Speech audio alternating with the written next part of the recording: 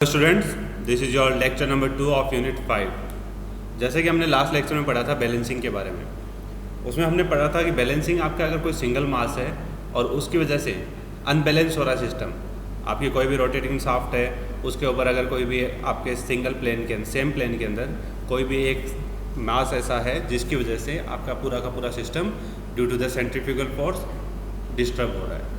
अब वो डिस्टर्बेंस हमें ख़त्म करने के लिए, उसे बैलेंस करने के लिए इक्वल एंड ऑपोजिट कोई भी डायरेक्शन जो है ऑपोजिट डायरेक्शन के अंदर इक्विवेलेंट सेंट्रीफ्यूगल फोर्स अप्लाई करना होगा। और वो सेंट्रीफ्यूगल फोर्स अप्लाई करने के लिए हम कोई भी मास अप्लाई करते हैं। अब वो मास किस डिस्टेंस पे अप्लाई होगा उसे हम सेंट्रीफ्यूगल फोर्स से कैलकुलेट कर सकते हैं। तो ये हमारा नॉर्मली सिस्टम रहता है, प्रोसेस रहता है किसी भी सिस्टम को बैलेंस करने के लिए। तो ऐसे ही आज हम स्टडी करने वाले हैं कि आपका सिंगल मास की जगह अगर सेवरल मासेज हों, एक से ज़्यादा मास वहाँ पे अवेलेबल है, तो बहुत सारे मास अगर वहाँ पे होंगे तो उस केस में हम किस तरह से उस सिस्टम को बैलेंस करेंगे। तो इसे समझने के लिए हम सबसे पहले कंसिडर करते हैं एनी नंबर ऑफ मासेज। यहाँ पे हमने 4 मास कंसिडर किए, M1, M2, M3 and M4, जिनकी डिस्टेंस है R1, R2, R3 and R4। तो यहाँ पे कोई भी शाफ्ट है जिस शाफ्ट से आपके 4 मास M1, M2, M3 and M4 connected हैं, जिनकी डिस्टेंस होगी जहाँ पे ये आपके शाफ्ट से R1 डिस्टेंस के ऊपर, ये R2 डिस्टेंस के ऊपर, तीसरा R3 पे और ये चौथा R4 पे। तो इस तरह से चारों अलग अलग डिस्टेंस के ऊपर यहाँ पे अटैच्ड हैं। Now let θ1, θ2, θ3 and θ4 be the angles of these masses with the horizontal line OX। तो जो हॉरिजॉन्टल लाइन है OX, वहाँ से जो एंगल ये बना रहे हैं वो एंगल है आपका θ1 M1 मास के लिए, θ2 M2 मास के लिए, θ3 M3 मास के लिए एंड θ4 M4 मास के लिए, यहाँ से हॉरिजॉन्टल प्लेन से। Let this masses rotate about an axis through O। तो ये O एक्सिस जो है वहाँ पे ये रोटेट हो रहे हैं किसी भी परपेंडिकुलर शाफ्ट पे and perpendicular to the plane of paper. तो यानी कि ये जो पेपर है इसका प्लेन, तो हम यहाँ पे कह सकते हैं कि इसके परपेंडिकुलरली ये यहाँ पे रोटेट हो रहे हैं with a constant angular velocity of omega radian पर सेकेंड। तो एंगुलर वेलोसिटी है वो हमने डिफाइन की कि ओमेगा रेडियन पर सेकेंड से ये रोटेट हो रहे हैं। The magnitude and position of balancing mass may be found out analytically और ग्राफिकली। अब हमें जो मास यहाँ पे बैलेंस कर रहा है, दैट मीन्स यहाँ पे जो मास यहाँ पे हम दिखा रहे हैं कि ये एक मास है जो इसको बैलेंस कर सकता है सिस्टम को। तो अब ये मास के लिए जो कैलकुलेशन है वो हम कैसे कर सकते हैं, तो उसे हम एनालिटिकल मेथड से भी कैलकुलेट कर सकते हैं या फिर ग्राफिकल मेथड से भी सॉल्व कर सकते हैं। तो अब इन दोनों ही मेथड्स को सॉल्व करने का मेथड जो है उसे हमें समझना है, देखना है। तो सबसे पहले हम कंसिडर करते हैं एनालिटिकल मेथड। एनालिटिकल मेथड में क्या करना होगा, the magnitude and direction of balancing mass may be obtained analytically. उसके लिए जो स्टेप्स हमें फॉलो करनी है, पहली स्टेप होगी find out the centrifugal force. या तो हम सेंट्रीफ्यूगल फोर्स कैलकुलेट कर सकते हैं m²r, या फिर और the product of mass and its radius of rotation. तो सिर्फ हम मास और रेडियस का जो कंपोनेंट है, जो प्रोडक्ट है, उसे भी हम यहाँ पे यूज़ कर सकते हैं। जैसे कि मैंने आपको लास्ट लेक्चर में भी बताया था कि ओमेगा जो है आपका सेम है सभी मासेस के लिए, तो इसलिए ओमेगा² है वो भी हर मास के लिए इक्विवेलेंट आएगा। तो इसलिए अगर हम इसका मैग्नीट्यूड लेते हैं सेंट्रीफ्यूगल फोर्स का हर मास के लिए, तो वो हमारे मास और रेडियस का प्रोडक्ट है वही लिया जाता है। तो इसलिए हम यहाँ पे mr ले सकते हैं। Exerted by each mass on the rotating shaft. तो हर मास जो शाफ्ट के ऊपर एक्सटर्नल जो सेंट्रीफ्यूगल फोर्स अप्लाई कर रहा है FC1, FC2, FC3, FC4, तो इनकी वैल्यूज़ हमें यहाँ पे कैलकुलेट करनी होंगी और इनकी वैल्यूज़ हम कैलकुलेट करेंगे m.r. तो M1 R1 हो जाएगा, M2 R2 हो जाएगा, M3 R3 हो जाएगा एंड M4 R4 हो जाएगा। तो इस तरह से हमने चारों अलग अलग फोर्सेज है उनकी वैल्यूज़ को कैलकुलेट कर सकते हैं। Next second step, resolve the centrifugal force horizontally and vertically and find their sum, that is sum of horizontal h and sum of vertical v। तो अगर हम इनको सबको हॉरिजॉन्टल और वर्टिकल कंपोनेंट में डिवाइड कर लें, तो वर्टिकल और हॉरिजॉन्टल कंपोनेंट में डिवाइड कैसे कर सकते हैं, जैसे कि आप यहाँ पे इस डायग्राम में देख रहे हैं, ये आपका जो फोर्स है M1, मास जो M1 है वो इस डायरेक्शन में अप्लाई हो रहा है जहाँ पे एंगल है ये हॉरिजॉन्टल के साथ बना रहा है θ1। तो अब इसी फोर्स के हम दो कंपोनेंट यहाँ पे डिवाइड कर सकते हैं और दोनों कंपोनेंट जब हम डिवाइड करते हैं तो एक कंपोनेंट आपका कॉस में होता है और दूसरा कंपोनेंट आपका साइन में होता है। और दोनों ही कंपोनेंट आपके साइन और कॉस में कैसे होंगे, जब आपका हॉरिजॉन्टल कंपोनेंट है उसको हम कॉस में डिफाइन करते हैं एंड वर्टिकल कंपोनेंट को साइन में डिफाइन किया जाता है। तो ये अगर आपका एंगल θ1 है, यहाँ पे ये फोर्स जो है आपका मास m1 है, तो हॉरिजॉन्टल कंपोनेंट हो जाएगा इसका m1 r1 cos θ1, क्योंकि ये कंप्लीट आपका क्या था, ये जो मास फोर्स जो है आपका यहाँ पे, तो वो फोर्स है आपका m1 r1, तो m1 r1 है तो इसका हॉरिजॉन्टल कंपोनेंट होगा m1 r1 cos θ1, और वर्टिकल कंपोनेंट में अगर इसको हम डिवाइड करेंगे तो वर्टिकल कंपोनेंट हो जाएगा इसका m1 r1 sin θ1। तो ऐसे ही आपका m2 फोर्स है वो हो जाएगा हॉरिजॉन्टल में और वर्टिकल में, m3 है वो भी आपका हो जाएगा हॉरिजॉन्टल में और वर्टिकल में, m4 के लिए भी हम हॉरिजॉन्टल और वर्टिकल दोनों ही कंपोनेंट कैलकुलेट कर सकते हैं। तो इस तरह से अगर हमने सारे कंपोनेंट कैलकुलेट कर लिए तो फिर हम हॉरिजॉन्टल जो भी कंपोनेंट आ रहे हैं उन सबको ऐड कर सकते हैं।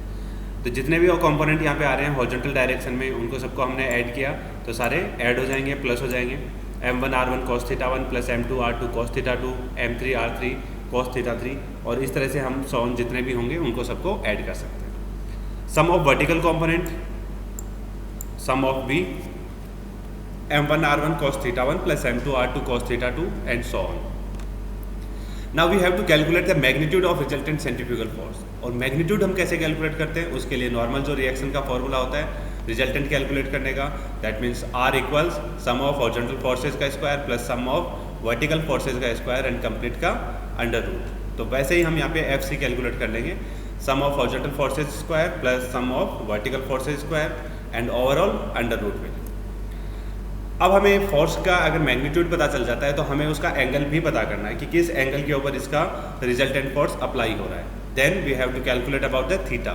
If theta is the angle which the resultant force make with the horizontal, जो कि आपका रिजल्टेंट फोर्स है वो हॉरिजॉन्टल लाइन से बनाएगा। तो यहाँ से इस पॉइंट से कहीं भी अगर आपका फोर्स अप्लाई होता है तो वो हमें कैलकुलेट करना है कि कितने एंगल के ऊपर आपका रिजल्टेंट यहाँ पे अप्लाई हो रहा है, तो वो हो जाएगा theta angle.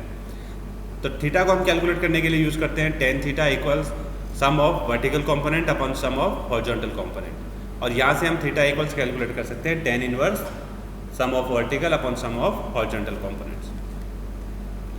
The balancing force is then equal to the resultant force but in opposite direction. अब यहाँ पे हमें थीटा के बारे में पता चल गया है किस एंगल के ऊपर आपका फोर्स अप्लाई होगा रिजल्टेंट, मैग्नीट्यूड हमें उसका पता चल गया। तो अब हमें बैलेंसिंग फोर्स जब अप्लाई करना है तो बैलेंसिंग क्या रहेगा, यहाँ पे जैसे इस डायग्राम में आप देख रहे हो ये FC हमारा रिजल्टेंट आ गया, तो रिजल्टेंट आ गया दैट मीन्स यहाँ पे जो एंगल आ रहा है वो थीटा एंगल है इसके लिए, और जो थीटा एंगल यहाँ पे बना रहा है तो उस थीटा एंगल को हम यूज़ कर सकते हैं कि अब इस थीटा एंगल से हमें इसका ऑपोजिट डायरेक्शन के अंदर बैलेंसिंग फोर्स अप्लाई करना है। मैग्नीट्यूड सेम रहेगा, जितना मैग्नीट्यूड FC का इस डायरेक्शन में है उतना ही मैग्नीट्यूड FC का इस डायरेक्शन में होना चाहिए, बट डायरेक्शन क्या होंगी दोनों की, जस्ट ऑपोजिट। यानी कि थीटा की जो वैल्यू आएगी उसमें अगर हम 180 ऐड कर देते हैं तो वो यहाँ पे थीटा डैश बन जाएगा, और थीटा डैश की वैल्यू है वो आपके बैलेंसिंग मास के लिए एंगल की या डायरेक्शन की वैल्यू मिल जाएगी, और मैग्नीट्यूड हमें वहाँ पे उसका सेम ही रखना। तो अब हमें ये बताया कि now find out the magnitude of the balancing mass, तो दैट मीन्स FC, और FC को हम किससे कैलकुलेट कर सकते हैं, m.r से, और यहाँ पे R रहेगा आपका बैलेंसिंग मास और M रहेगा बैलेंसिंग मास एंड R होगा इट्स रेडियस ऑफ रोटेशन, जिस रेडियस के ऊपर ये रोटेट करेगा। तो इस तरह से हम यहाँ पे कैलकुलेट कर सकते हैं आपके बैलेंसिंग मास के लिए बैलेंसिंग रेडियस और सेंट्रीफ्यूगल फोर्स की वैल्यू। अब यही प्रोसेस अगर हमें ग्राफिकली अगर सोल्व करना हो तो ग्राफिकली सोल्व करना है तो उसके लिए सिंपल स्टेप्स जो हमें फॉलो करनी है उनमें क्या रहेगा, first of all draw the space diagram with the position of several masses, जो कि अभी हमने ड्रॉ किया था वैसे ही हमें सेवरल डिफरेंट मासेज के लिए आपको एक स्पेस डायग्राम है वो ड्रॉ करना है। तो स्पेस डायग्राम ड्रॉ करने के बाद हमारे पास सेकंड को क्या रहेगा, दैट मीन्स अब हमें वहाँ पे सेंट्रीफ्यूगल फोर्स का कंपोनेंट कैलकुलेट करना है। जैसे हमने पहले कैलकुलेट किया था वैसे ही हमें सेंट्रीफ्यूगल फोर्स का कंपोनेंट कैलकुलेट करना है, जिसमें हम मास और रेडियस का जो प्रोडक्ट है वो यूज कर सकते हैं। इसके बाद थर्ड हमारा पॉइंट जो रहता है वो हमें वेक्टर डायग्राम्स ड्रॉ करने हैं विद ऑब्टेंड सेंट्रीफ्यूगल फोर्सेज। जितने भी हमें सेंट्रीफ्यूगल फोर्सेज मिले हैं उनके अकॉर्डिंग हम वेक्टर डायग्राम बनाएंगे। अब वेक्टर डायग्राम बनाने के लिए हमें एक स्केल लेनी होगी, तो दैट मीन्स वहाँ पे हम बनाते हैं जैसे AB है वो रिप्रेजेंट करेगा आपका centrifugal force exerted by the mass m1 या product of m.r. In magnitude and direction of some suitable scale. तो यहाँ पे जो मैग्नीट्यूड और डायरेक्शन है उसके अकॉर्डिंग हमें इसका वेक्टर डायग्राम ड्रॉ करना होगा। तो जैसे आप इस डायग्राम में देख सकते हैं यहाँ पे A to B एक पर्टिकुलर लेंथ हमने ली है और ये जो लेंथ है वो डिफाइन करेगी कि ये लेंथ आपकी वैल्यू कितनी है।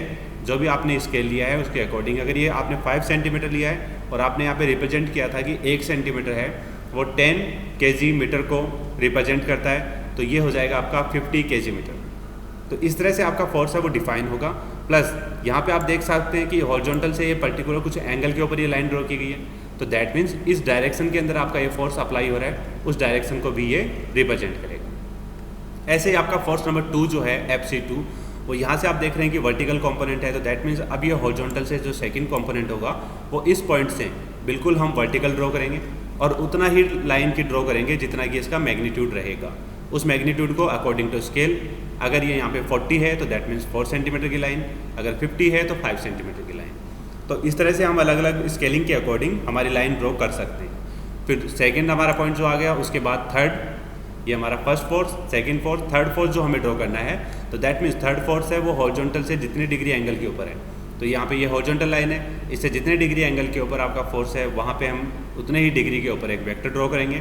उसके बाद वेक्टर की लेंथ है वो डिफाइन करेगी कि आपका मैग्नीट्यूड कितना है, तो उसी के अकॉर्डिंग हम यहाँ पे पर्टिकुलर लाइन के ऊपर ड्रॉ कर देंगे। देन पॉइंट डी आ गया। पॉइंट डी के बाद हमें नंबर 4 जो फोर्स है वो कैलकुलेट करना है। तो यहाँ से हॉरिजॉन्टल से जितना एंगल बना रहा है, तो यहाँ से हॉरिजॉन्टल से जितना एंगल बनेगा उस एंगल के ऊपर हमें यहाँ पे नंबर ऑफ फोर्स नंबर 4 है वो ड्रॉ कर देना है। तो इस पॉइंट से इस डायरेक्शन के अंदर आपका फोर्स आएगा और जो मैग्नीट्यूड है उसके अकॉर्डिंग इसकी लेंथ आ सकती है। अब लास्ट पॉइंट जो आ गया वो हमारा यहाँ पे आया है। अब इनका रिजल्टेंट अगर हमें कैलकुलेट करना है तो सिंपल सा मेथड होता है कि आपका जो ओरिजिन पॉइंट था और आपका जो लास्ट पॉइंट है, इन दोनों पॉइंट्स को हम एक लाइन के फॉर्म में मिला देते हैं। तो A to E आपकी एक स्ट्रेट लाइन मिलेगी और इसकी डायरेक्शन है वो A से E की तरफ रहेगी। तो A से E की तरफ डायरेक्शन के अंदर आपका जो रिजल्टेंट फोर्स है वो आपको यहाँ पे मिल जाएगा। इसका एंगल है वो हम हॉरिजॉन्टल से कैलकुलेट कर सकते हैं कि आपकी हॉरिजॉन्टल लाइन से ये एंगल कितना बना रही है। तो ये सारा का सारा काम हमारा मेजरमेंट से होगा। स्केल से हम यहाँ पे लेंथ मेजर कर सकते हैं, लेंथ मेजर करेंगे तो उससे रिजल्टेंट का मैग्नीट्यूड कैलकुलेट हो जाएगा। एंगल मेजर करेंगे तो हमें यहाँ पे इसका एंगल मिल जाएगा और जैसे ही हमें एंगल और मैग्नीट्यूड मिलता है वो हम यहाँ इस डायग्राम के अंदर रिप्रेजेंट कर सकते हैं फॉर द रिजल्टेंट। अब रिजल्टेंट आने के बाद हमारी नेक्स्ट फाइनल स्टेप वही रहती है कि हमें बैलेंसिंग मास कैलकुलेट करना है। तो बैलेंसिंग मास इस रिजल्टेंट के जस्ट ऑपोजिट डायरेक्शन में रहेगा और ऑपोजिट डायरेक्शन में अगर है तो उसे हम यहाँ पे रिप्रेजेंट कर सकते हैं कि कितने डिग्री एंगल के ऊपर ये मास बनेगा। तो यहाँ तक आई थिंक आप लोगों को ये टॉपिक क्लियर हो गया होगा कि किस तरह से हम ग्राफिकल मेथड से और एनालिटिकल मेथड से बैलेंसिंग मास अगर एक से ज़्यादा हैं, सेम प्लेन में हैं, तो उन्हें हम बैलेंसिंग मास से बैलेंस कर सकते हैं और किस तरह से हम बैलेंसिंग मास कैलकुलेट करते हैं। तो I think it's sufficient for the day.